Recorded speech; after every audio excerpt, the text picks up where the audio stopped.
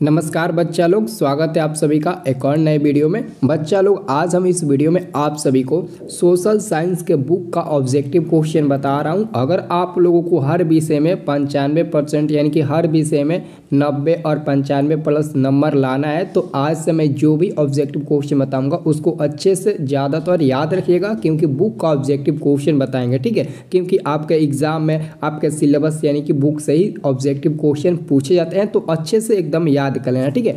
तो चलिए हम आपका बिना समय गंवाए हम वीडियो स्टार्ट करते हैं और एक एक क्वेश्चन को बारी बारी से आप लोग याद कर लेना, ठीक है। और डेली वीडियो देखने के लिए चैनल को सब्सक्राइब कर लेना और वीडियो को लाइक साथ में कर देना, ठीक है। चलिए बच्चा लोग, एक पहला हम वीडियो बता चुके हैं जिसमें 1 से लेकर 42 तक बताए थे, ठीक है। तो बच्चा लोग हम 42 से स्टार्ट करेंगे। 42 नंबर आपका प्रश्न है कि मुद्रा वह है जिसके चारों तरफ संपूर्ण आर्थिक विज्ञान चक्कर काटता है, यह किसका मतलब कि वक्तव्य है। यानी कि कहना है कि मुद्रा वह है जो जिसके चारों ओर संपूर्ण आर्थिक विज्ञान चक्कर काटता है, यह कथन किसने कहा, यह कथन किसका है। तो बच्चा लोग याद रखना, ये जो 42 नंबर क्वेश्चन है ये आपके एग्जाम में कई बार पूछा जा चुका है, इसलिए मैं आपको ये इंपॉर्टेंट क्वेश्चन बता रहा हूँ, ठीक है। तो मार्शल ने कहा था, आंसर होगा बी नंबर बच्चा लोग, ठीक है। बच्चा लोग आपका 43 नंबर क्वेश्चन है, रिजर्व बैंक की स्थापना कब हुई। रिजर्व बैंक यानी कि आरबीआई बैंक की स्थापना कब हुई थी। तो बच्चा लोग आप लोग आंसर ठीक लगाओगे। मेरे को पता है कि बहुत बच्चे को याद होगा, 1900 कितना होगा, 1935 ईस्वी में। बच्चा लोग वेरी गुड, बहुत बढ़िया, एकदम अच्छे से आंसर दे रहे हो, वेरी गुड। चलिए बच्चा लोग, अगला क्वेश्चन आपका आ रहा है 44 नंबर। 44 नंबर क्वेश्चन है, भारत में सहकारिता आंदोलन का आरंभ कब हुआ। भारत में सहकारिता आंदोलन का आरंभ कब हुआ। तो बच्चा लोग 44 का करेक्ट आंसर होगा ऑप्शन नंबर ए, 1904 ईस्वी में, ठीक है। भारत में सहकारिता आंदोलन कब आरंभ हुआ, तो 1904 ईस्वी में। बच्चा लोग, अगर आप लोग चैनल पर नए हैं और पहली बार इस वीडियो को देख रहे हैं तो डिस्क्रिप्शन बॉक्स में आपको मैं व्हाट्सएप ग्रुप का लिंक दिया हूं, व्हाट्सएप ग्रुप में जरूर जुड़ जाना ताकि आप हमारे मेंबर बन सके। मैं आपको एग्जाम तक पूरा हेल्प करूंगा हर विषय में, ठीक है। जो भी हेल्प होगा पूरा हेल्प करेंगे, इसलिए आप ग्रुप में जुड़ जाइएगा, ठीक है। डिस्क्रिप्शन बॉक्स में लिंक है। अब यहाँ पर आपका 45 नंबर क्वेश्चन है, किस क्षेत्र को द्वितीय क्षेत्र कहा जाता है। ऑलरेडी मैंने आप लोग एक टेक्निक बताया था, बोले थे इस टेक्निक से आप लोग याद रखिएगा। कह रहा है कि किस क्षेत्र को द्वितीय क्षेत्र कहा जाता है। सबसे पहले आप 3 अंक लीजिएगा, 1 2 3। तो 1 को प्राथमिक क्षेत्र, 2 को द्वितीय क्षेत्र, 3 को तृतीय क्षेत्र, ठीक है। 3 को क्या बोलेंगे, तो हम लोग तृतीय क्षेत्र बोलेंगे, ठीक है। तो हम क्या करेंगे बच्चा लोग, तो पहले को हम लोग क्या बोलेंगे, पहले को हम लोग कृषि क्षेत्र बोलते हैं। तो ये जो कृषि क्षेत्र है आपका पहला हो जाएगा, और दूसरा जो है वो बच्चा लोग आपका उद्योग क्षेत्र हो जाएगा, यानी कि 2, और तीसरा क्या हो जाएगा बच्चा लोग, सेवा क्षेत्र होगा। ऐसे आप लोग याद रखिएगा 1 2 3, ठीक है। तो बच्चा लोग पूछ रहा है कि द्वितीय क्षेत्र किसे कहा जाता है। तो बच्चा लोग यहाँ पर 45 का आपके सामने आंसर आपको खुद बता सकते हो। तो बच्चा लोग क्या होगा, सी नंबर होगा कि नहीं, उद्योग क्षेत्र, जिसको कभी कभी औद्योगिक भी दे देता है, ऐसे औद्योगिक भी दे देता है, ठीक है। तो आप लोग कंफ्यूज मत होइएगा, औद्योगिक भी हो जाएगा, ठीक है। उसी को औद्योग भी बोलते हैं, ठीक है, उद्योग, ठीक है। चलिए बच्चा लोग, अगला क्वेश्चन आ गया 46 यानी कि 46 नंबर। 46 नंबर क्वेश्चन का, इनमें से पिछड़ा राज्य किसे कहा जाता है। तो पूरे भारत में एक ही ऐसा राज्य है बिहार, जिसे हम लोग पिछड़ा राज्य के नाम से जानते हैं, ठीक है। तो यहाँ पर बच्चा लोग आंसर हो जाएगा सी नंबर, ये तो सबको याद होगा। अगला क्वेश्चन है 47 यानी कि 47 नंबर, नई आर्थिक नीति की घोषणा भारत में कब की गई। नई आर्थिक नीति की घोषणा भारत में कब की गई। तो बच्चा लोग यहाँ पर 47 यानी कि 47 का आंसर होगा ऑप्शन नंबर सी, 1991 में, 1991 में, यानी कि 1991 ईस्वी में बच्चा लोग आपका नई आर्थिक नीति की घोषणा की गई थी। इस क्वेश्चन को आप लोग अच्छे से याद कर लेना, यही सब क्वेश्चन पूछता है आपके दिमाग में। यह क्वेश्चन मतलब जल्दी से नहीं आएगा, लेकिन यही क्वेश्चन एग्जाम में पूछ देता है, तो इसको आप अच्छे से अपने दिमाग में बैठाओ, ठीक है, ताकि एग्जाम में आप अच्छे नंबर ला सको। हम बुक का ऑब्जेक्टिव क्वेश्चन इसीलिए बता रहे हैं क्योंकि एग्जाम नजदीक आ रहा है, ठीक है। चलिए बच्चा लोग, अगला क्वेश्चन है, पार्ले समूह के थम्स अप ब्रांड को किस बहुराष्ट्रीय कंपनी ने खरीद लिया। देखिए, पार्ले समूह के थम्स अप ब्रांड को, ठीक है, क्वेश्चन क्या कर रहा है, पार्ले समूह के थम्स अप ब्रांड को किस बहुराष्ट्रीय कंपनी ने खरीद लिया था। तो मैं आपको बता देता हूँ, बहुत लड़के को पता होगा, ठीक है, अच्छी बात है, पता है तो बढ़िया है, बहुत बढ़िया, अच्छे नंबर आएगा। तो यहाँ पर आंसर होगा कोका कोला। याद रखना, पार्ले समूह के थम्स अप ब्रांड को किस बहुराष्ट्रीय कंपनी ने खरीदा था, तो कोका कोला को, ठीक है। तो आंसर क्या होगा, आपका आंसर हो जाएगा ए नंबर, ठीक है। देखिए, मैं आप लोगों से एक बात बोल देना चाहता हूँ कि अगर आप इस वीडियो को देख रहे हैं और वीडियो को लाइक नहीं कर रहे हैं तो गलत बात है। एक वीडियो को जरूर लाइक करना, मैं आपके लिए पूरा एग्जाम तक हेल्प करूँगा, ठीक है। बट यहाँ पर अगला क्वेश्चन देखिए, अगला क्वेश्चन है 49 नंबर, स्वर्णभूषणों की परिशुद्धता को, 49 नंबर क्वेश्चन क्या है, ठीक है 49 नंबर क्वेश्चन देखिए, तो क्वेश्चन क्या है 49 नंबर, स्वर्णभूषणों की परिशुद्धता को सुनिश्चित करने के लिए, स्वर्णभूषणों की परिशुद्धता को सुनिश्चित करने के लिए किस मान्यता चिन्ह का होना आवश्यक है। ये क्वेश्चन मैंने आप लोगों को 1-2 बार बताया था, बोले थे कि ये क्वेश्चन काफ़ी ज़्यादा इंपॉर्टेंट है, ठीक है। तो आंसर क्या होगा, हॉलमार्क। वेरी गुड, बहुत ही बढ़िया, एकदम 100% आंसर होगा हॉलमार्क, ठीक है। क्या होगा, हॉलमार्क, ठीक है। चलिए बच्चे लोग अगला क्वेश्चन हम लोग देखते हैं। ये सब आपके बुक का ऑब्जेक्टिव क्वेश्चन है, बहुत ही ज़्यादा इंपॉर्टेंट, हद से ज़्यादा, ठीक है। 50 नंबर क्वेश्चन है, यदि किसी सेवा या वस्तु का मूल्य 20 लाख से अधिक है तथा 1 करोड़ से कम है तो उपभोक्ता शिकायत कहाँ दर्ज कर सकता है। जिला फॉर्म या फिर राष्ट्रीय आयोग या फिर राज्य आयोग या फिर इनमें से कोई नहीं। तो मैं आपको बता दूं 50 का आंसर होगा बिना राज्य आयोग में, वो मतलब कि शिकायत दर्ज कर सकता है अपना, ठीक है। अब देखिए अगला क्वेश्चन, इसका आंसर आपको मौखिक बता देना है। प्राणियों के शरीर में कितना प्रतिशत जल की मात्रा निहित होती है। इसका आंसर आप लोगों को मौखिक बताना है, कमेंट करके फटाक से बता दीजिए। तो प्राणियों के शरीर में जल का कितना प्रतिशत मात्रा उपलब्ध है, यानी कि आपके शरीर में जल की मात्रा कितना होता है, 60%, 65% या फिर 70% या फिर 95%। तो ये आप लोग के ऊपर डिपेंड करता है, आप लोग को पता होना चाहिए। आप अपने शरीर को स्वस्थ रखने के लिए कुछ ऐसे आपके शरीर का पार्ट्स है, आपके शरीर में कुछ ऐसे मतलब कि तत्व है जिसको आपको याद भी रखना होता है, ठीक है। देखिए बच्चे लोग इसका आंसर हम लोग बता देते हैं, 65%। देखिए आपको ऑप्शन में दिया है सी नंबर में, तो 65% होगा। मनुष्य के शरीर में जल की मात्रा जो होती है वो 65% होती है, ठीक है। बच्चे लोग अगला क्वेश्चन है 52 नंबर, 1 टन इस्पात बनाने में कितने मैग्नीज का उपयोग होता है, ठीक है। 1 टन इस्पात बनाने में कितने मैग्नीज का उपयोग होता है। तो बच्चा लोग यहाँ पर 52 का आंसर हो जाएगा ऑप्शन नंबर बी, 10 किलोग्राम, ठीक है। याद रखना बच्चा लोग, 1 टन इस्पात बनाने में कितने मैग्नीज का उपयोग होता है, तो 10 kg यानी कि 10 किलोग्राम, ठीक है, 10 kg का उपयोग होता है, ठीक है।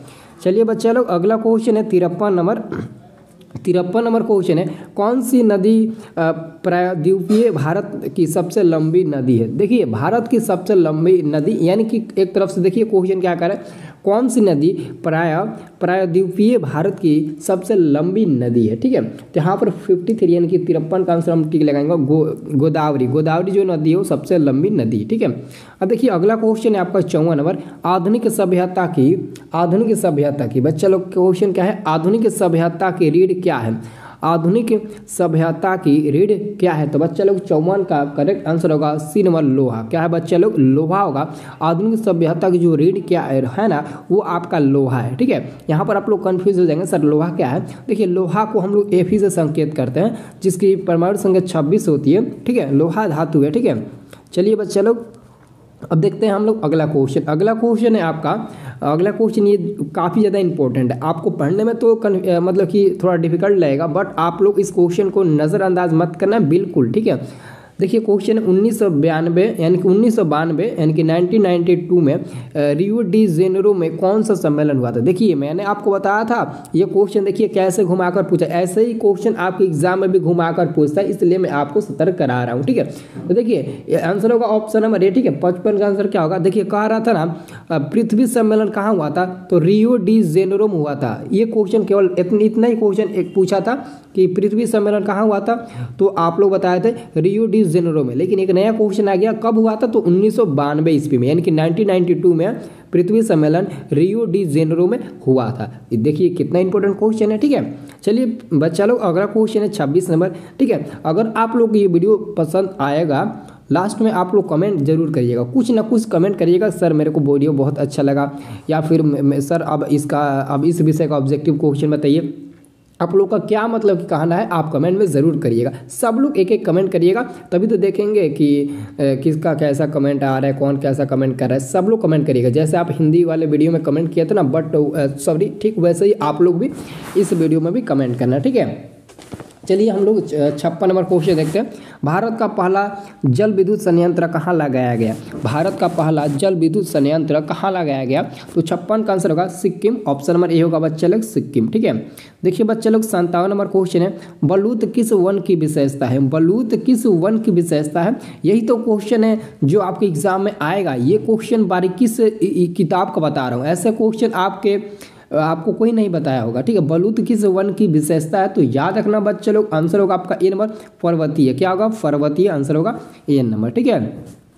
चलिए अगला क्वेश्चन की ओर हम लोग चलते हैं। अगला क्वेश्चन है बच्चा लोग आपका 58 नंबर। भारत में कितने प्रतिशत क्षेत्र पर वर्षा में 2 से अधिक फसलें उगाई जाती है। यानी कि क्वेश्चन कह रहा है कि भारत में कितने प्रतिशत क्षेत्र पर वर्षा के 2 से अधिक फसलें उगाई जाती है, 2 से अधिक फसलें उगाई जाती है।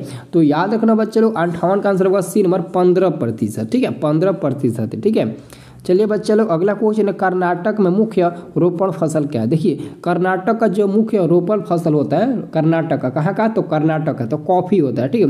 कर्नाटक में जो रोपण फसल होता है वो कॉफ़ी होता है, ठीक है। अगला क्वेश्चन है, दक्षिण भारत में सर्वाधिक गन्ना उत्पादन राज्य कौन है। दक्षिण भारत की बात कर रहा है, ठीक है। तो यहाँ पर 60 का हम लोग आंसर टिक लगाएंगे, बी नंबर महाराष्ट्र।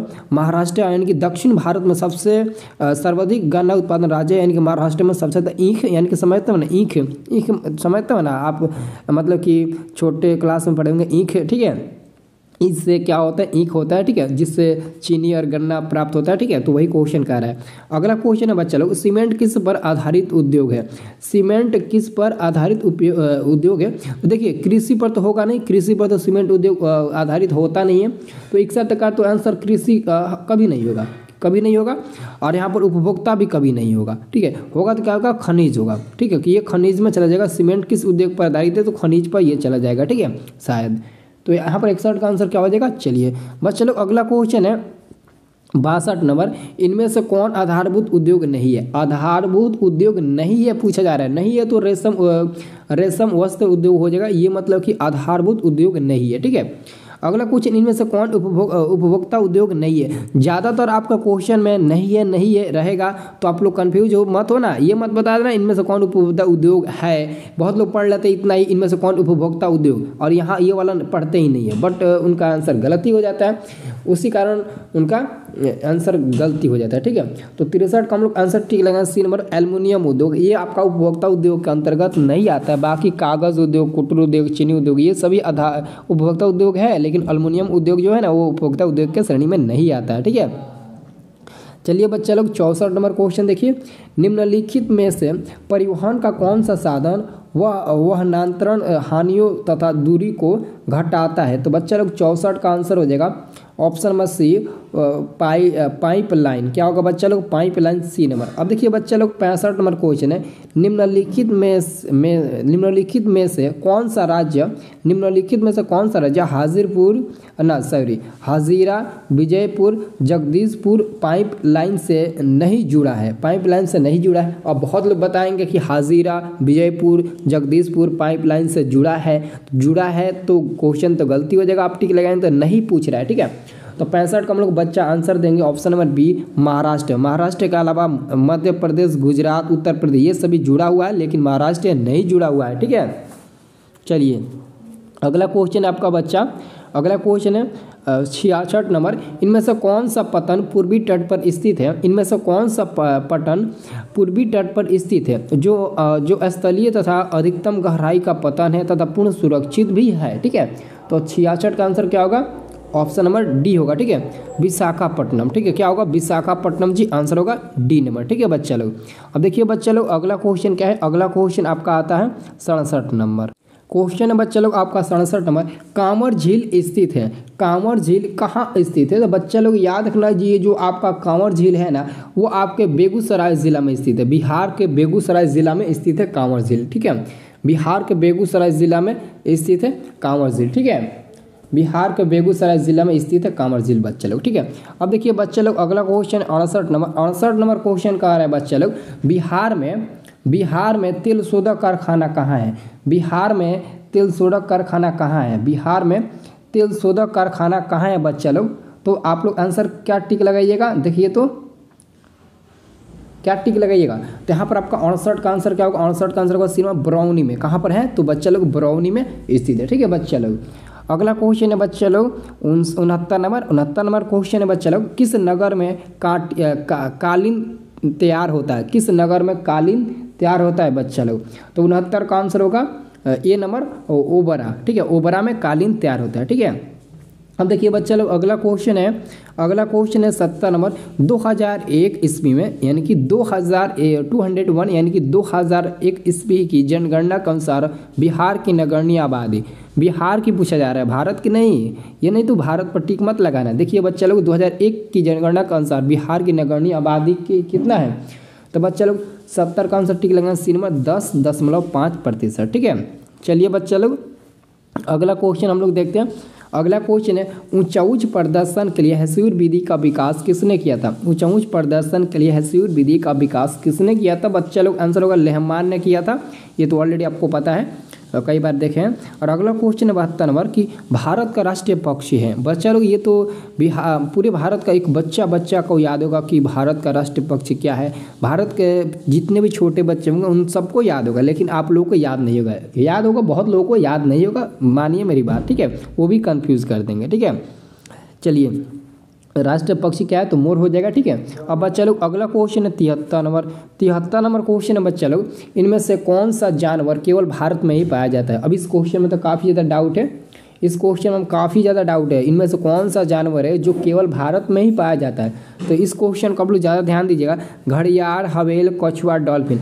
अभी इस क्वेश्चन का आंसर देने के लिए हम आपके ऊपर छोड़ देते हैं कि आप लोग इसका आंसर क्या दोगे। एक्चुअली में देखिए बहुत लोग डॉल्फिन भी देते हैं, कछुआ भी देते हैं, हवेल भी देते हैं, घड़ियाल भी देते हैं, लेकिन देखते हैं सबसे ज़्यादा किस चीज़ पर कमेंट आता है। ऑलरेडी इसका आंसर मैं आपको पिन करके बता दूंगा कमेंट में, ठीक है, लेकिन आप पहले बताइए, देखते हैं कितने लोग का आंसर आता है। चलिए बच्चा लोग अगला क्वेश्चन है 74 नंबर, लौह अयस्क किस प्रकार का संसाधन है। लौह अयस्क किस प्रकार का संसाधन है, तो अनवीकरणीय संसाधन। क्या है, अनवीकरणीय। ठीक है, अगला क्वेश्चन है 75 नंबर, तट रेखा से कितनी किमी तक का क्षेत्र सीमा अपवर्जक आर्थिक क्षेत्र कहलाते हैं, तो 200 नैनोमीटर। क्या होगा बच्चा लोग, 200 नैनोमीटर।